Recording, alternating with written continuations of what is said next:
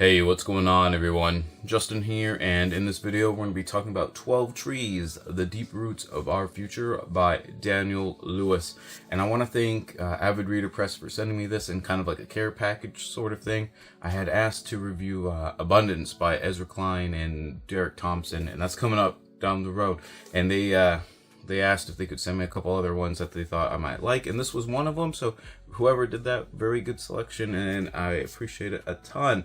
So for those who love nature reads, if you like reading about plants or animals and the environment and stuff like that, this is just gonna be a really awesome, like, cozy comfort read. At least for me it was. You know, you get exactly what you think you're gonna get on the cover here. So each chapter in the book covers a different species of tree, and then kind of goes into a little bit about its ecology and biology, what might make it a little bit special compared to like other trees, or what distinguishes its, like, you know, either genus or family or something like that from other things in the area and whatnot. But there's also a big emphasis on kind of the human cultural impact that these trees have had throughout history and stuff as well, which I found really interesting. And I think the blending of kind of the harder sciencey stuff, along with kind of the more cultural history of the tree, was just really well done. So let me just read you that, like, since there's only 12 here, I think I can go ahead and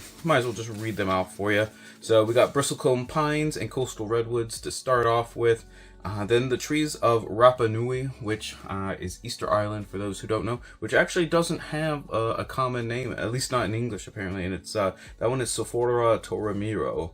Then we're talking about fossil trees, like in the Fossil National Park, longleaf pines, let's see, sandalwood, African ebony, blue gum, eucalyptus, olive trees, African baobabs, bald cypress, and Amazonian ceiba trees. So I just found those, like I said, I love how it covers pretty much the whole range of the world and stuff, as far as, like, you know, not focusing on just like North American trees and everything like that. And I just, like I said, just really well done. A couple ones that stood out to me were the olive tree one, the baobab one, and African ebony in particular.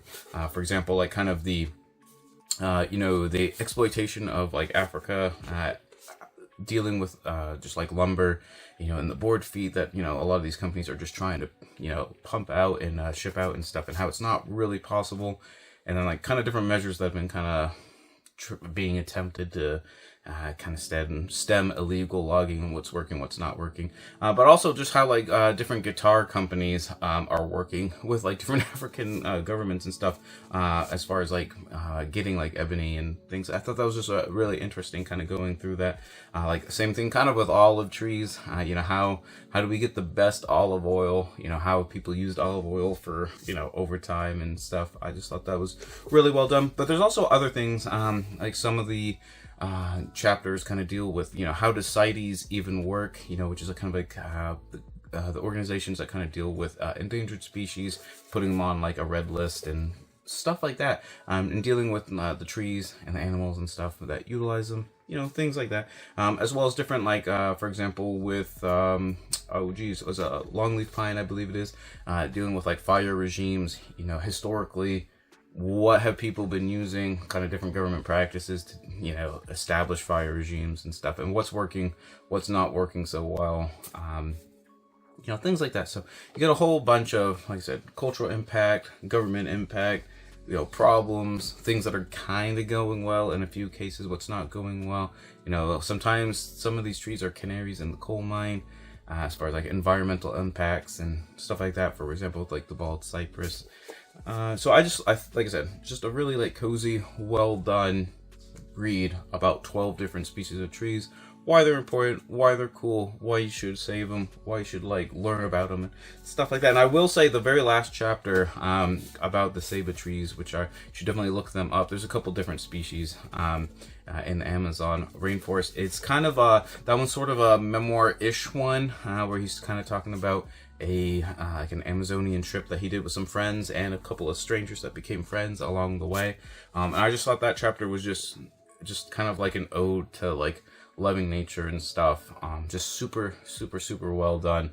I highly encourage people to check that one out. Like I said, that one I'll probably, like, if I reread stuff, you know, I might not reread the whole book, but I probably will read that, like, that last, like, 20-page chapter once in a while, just because it was super well done. So like I said, thank you again to Avid Reader Press for sending this my way.